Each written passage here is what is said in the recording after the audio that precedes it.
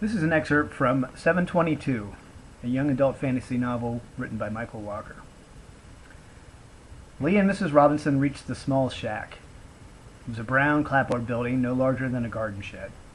It had a gabled roof, a small green door, and two tiny windows with flower boxes running underneath them.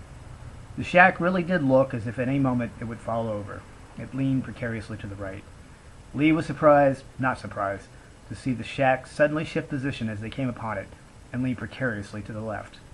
"The boys must be getting ready for lunch," Mrs. Robinson said by way of explanation. The Honorable Bede was standing in front of the shifting shack, his hands in his cassock. "Old Joe and young Joe are at it again," he said, as Mrs. Robinson and Lee came up from behind him. Lee could hear from inside the shack two morose voices engaged in conversation.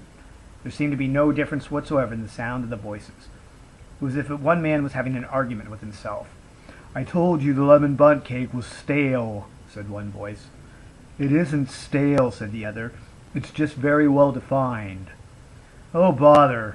Why do I even bother with you? You're just another thorn in my prickly side," said the first voice. "Ditto," said the second voice. "How ever so erudite," retorted the first.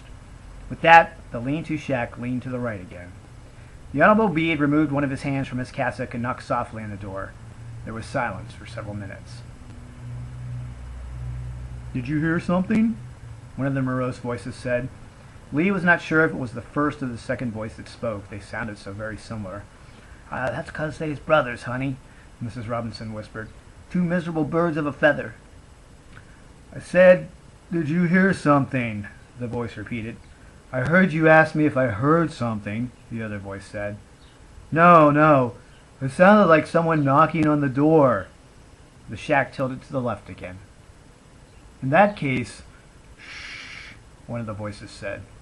There was silence for several minutes. In the distance, Lee could hear the shrill caw of a crow. The sound echoed through the clearing as if there were a murder of crows surrounding them.